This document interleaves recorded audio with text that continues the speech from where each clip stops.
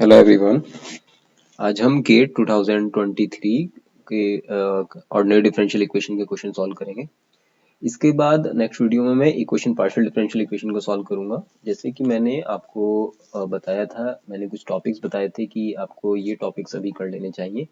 मैं एक वीडियो में ये डिस्कस किया था कि हमें सिलेबस में से अभी जो आईआईएससी बैंगलोर हमारा एग्जाम कंडक्ट कराने जा रहा है 2024 का, उसमें क्या क्या टॉपिक्स इंपॉर्टेंट है वो मैंने डिस्कस किया था एक वीडियो में अपनी। आप वहां जाके उसे देख सकते हैं। उसी में मैंने बताया था कि आपको ऑर्डिनरी डिफरेंशियल इक्वेशन और पार्शियल डिफरेंशियल इक्वेशन को भी करना चाहिए।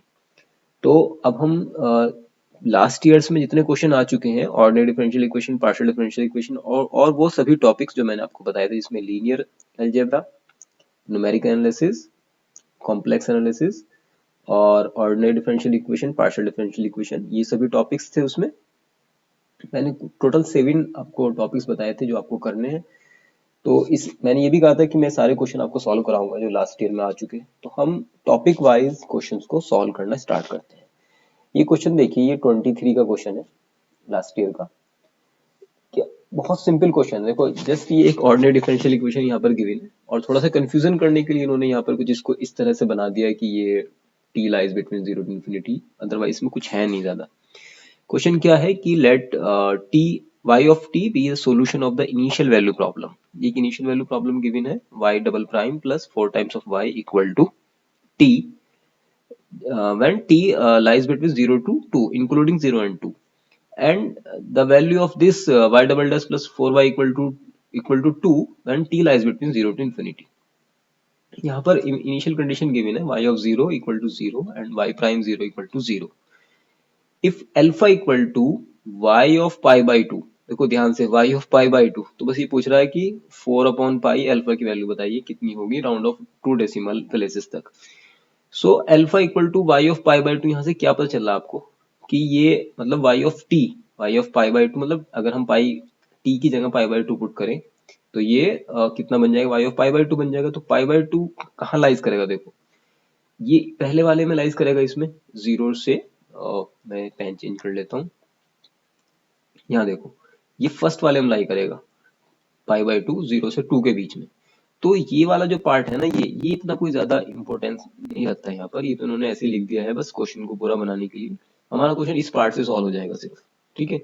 बाकी तो ये एक सेकंड ऑर्डर की डिफरेंशियल इक्वेशन है। इसमें आप इसकी ऑक्सिलरी इक्वेशन लिखेंगे, फिर आप complementary function, particular integral find out करेंगे और इनिशियल कंडीशन लगा करके जो भी इसमें कॉन्स्टेंट्स हैं C1 C2 उनकी वैल्यू फाइंड आउट करेंगे एंड देन हम पाई बाई टू की वैल्यू फाइंड कर लेंगे उसके ऊपर। ठीक है, बहुत सिंपल है। चलिए इसे सॉल्व करते हैं अब। चलिए भाई मैं स्टार्ट करता हूँ इसको सॉल्व करना। सो क्वेश्चन यहाँ दोबारा लिखने से कोई फायदा नहीं है, क्वेश्चन आप देख चुके हैं, ठीक है। मैं जस्ट इतना देख लेता हूँ, y double dash plus 4y equal to t, ये गिवन है हमारे पास। सो सॉल्यूशन अगर हम लिखना स्टार्ट करें, क्या है हमारे पास, y डबल डैश और y double prime plus 4 times of y equal to t, जब t की वैल्यू 0 और 2 के बीच में, ठीक है। और इसी की वैल्यू कह रहा है कि 2 हो जाती है, सॉरी 2 हो जाती है जब t की वैल्यू 2 से इंफिनिटी के बीच में आती है। एक्सक्लूडिंग इंफिनिटी को इंक्लूड नहीं कर सकते, excluding infinity, 0 to infinity, okay. और हमारे पास कंडीशन भी यहाँ पर गिवन है कि y of dash 0 equal to 0 था, और क्या था हमारे पास, y ऑफ 0 इक्वल टू 0 भी था, ठीक है। चलो अब इसे सॉल्व करते हैं। तो ये क्या है हमारे पास, सेकंड ऑर्डर की हमारे पास ये डिफरेंशियल इक्वेशन है, second order differential equation, okay. So करना क्या है आपको, सिंपल इसकी हम पहले ऑक्सिलरी इक्वेशन लिखेंगे। तो ऑक्सिलरी इक्वेशन हम लिखते हैं इसकी, तो हम ये जो हमारा इसको हम होमोजीनियस बना लेते हैं उस सिचुएशन में, ठीक है, होमोजीनियस बना लेते हैं। तो ऑक्सिलरी इक्वेशन क्या हो जाएगी, इसके करस्पॉन्डिंग ऑक्सिलरी इक्वेशन ये हो जाएगी auxiliary equation of y double dash plus 4 of y equal to 0, okay. So हम इसको ऐसे लिख सकते हैं, m square plus 4y equal to 0 so M square plus 4 equal to 0, तो एम इक्वल टू आ गया हमारे पास प्लस माइनस 2 आयोटा। कैसे रूट आ रहे हैं इसके? कॉम्प्लेक्स रूट आ रहे हैं, इमेजनरी है, ठीक है। तब इस तरह के रूट आते हैं तो हमारे पास जो कॉम्प्लीमेंट्री फंक्शन बनता है वो किस टाइप से बनता है? कॉम्प्लीमेंट्री फंक्शन पढ़ा होगा ना आपने ये, बिल्कुल हमारा ये बीएससी में ही होता है कि सी एफ और पी आई फाइंड करते हैं। तो कॉम्प्लीमेंट्री फंक्शन इस सिचुएशन में जब हमारे पास अल्फा प्लस आयोटा बीटा वाली सिचुएशन होती है, अल्फा प्लस आयोटा बीटा, यहाँ अल्फा की वैल्यू 0 है, ठीक है, बीटा की वैल्यू यहाँ पर 2 है, 0 अल्फा प्लस आयोटा बीटा वाला ये सिचुएशन है हमारे पास, उस तरह के रूट आ रहे हैं कॉम्प्लेक्स रूट। तो कितना होता है complementary function? C1 cos beta x, तो इसका मतलब यहाँ 2x, यहाँ पर 2 आ जाएगा, ठीक है, x यहाँ पर क्योंकि फंक्शन ऑफ t है तो हम यहाँ t लिखेंगे, C1 2t plus C1 cos 2t plus C2 sin 2t, ये बन गया हमारा कॉम्प्लीमेंट्री फंक्शन। ओके, अब हम फाइंड करते हैं particular integral.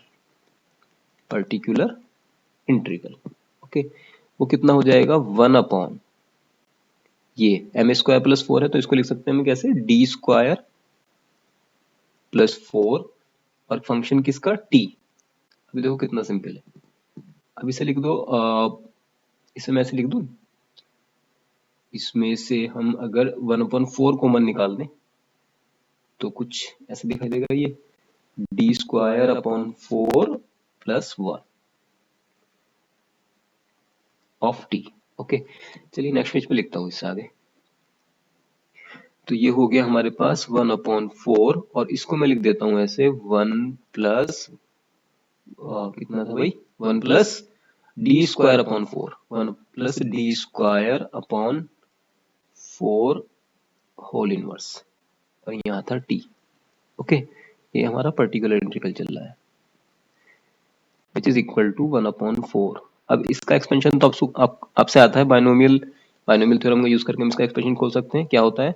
1 minus x, x मतलब D square upon 4 plus x square by 2, उसको लिखने की जरूरत नहीं है क्योंकि देखो क्यों लिखने की जरूरत नहीं है आगे के टर्म, क्योंकि जब हम t को अंदर लेके जाएंगे तो ये सेकंड डेरिवेटिव हो रहा है, ये 0 हो जाएगा t, तो इससे बड़े डेरिवेटिव तो 0 होना ही होना है, तो इससे आगे टर्म लिखने की कोई जरूरत नहीं है, यही इसको आप टर्मिनेट कर सकते हैं इतने। तो 1/4 टी का अंदर मल्टीप्लाई करेंगे, यहाँ आ जाएगा टी माइनस 0, ये 0 हो जाएगा भाई, एक बार डिफरेंशिएशन करेंगे तो टी का कितना हो जाएगा 1, दोबारा करेंगे तो 0। तो इसका मतलब पर्टिकुलर इंटीग्रल कितना आ गया? ये आ गया t/4।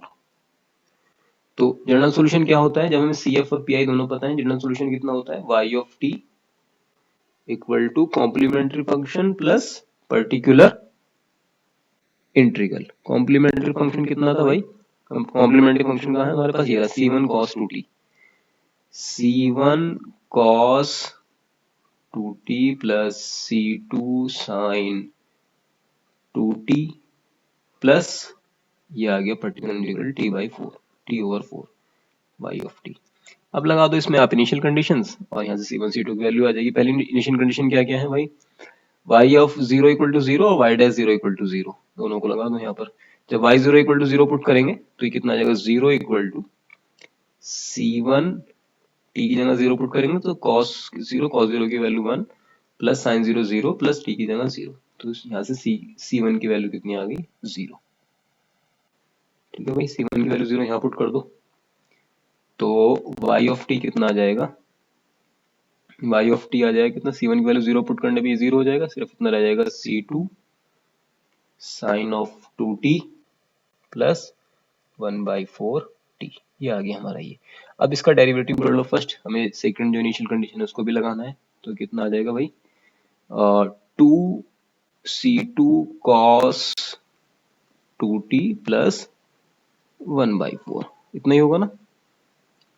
अब इसमें कितना है? y dash 0 equal to 0, second initial condition, तो ये कितना हो जाएगा? 0 इक्वल टू, फिर से भाई cos 0 की वैल्यू 1 होती है तो ये हो जाएगा 2c2 plus 1/4 implies that C2 की वैल्यू कितनी आ गई यहाँ से? माइनस के 1/8।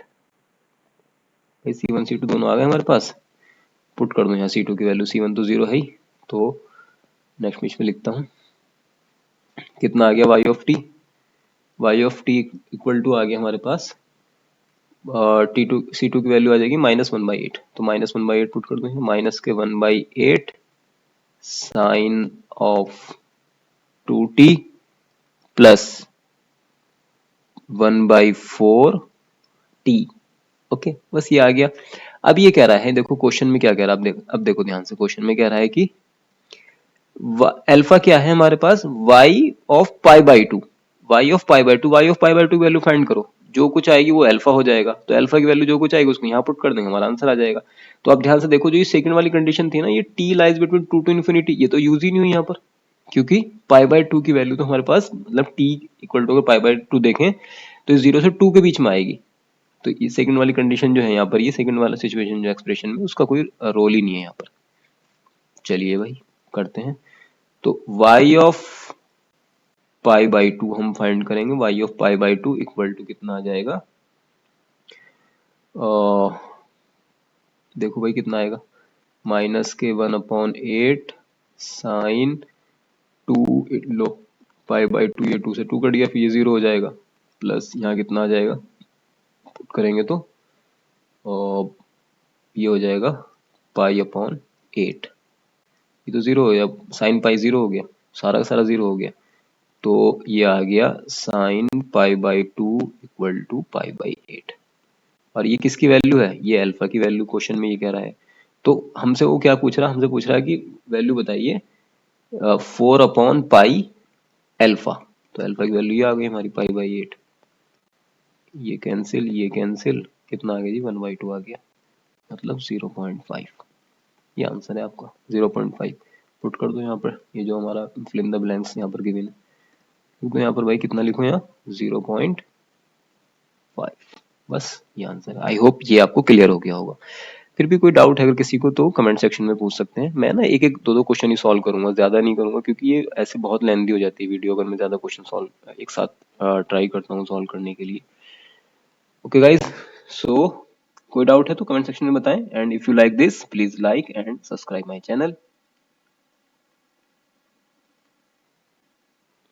Thank you so much.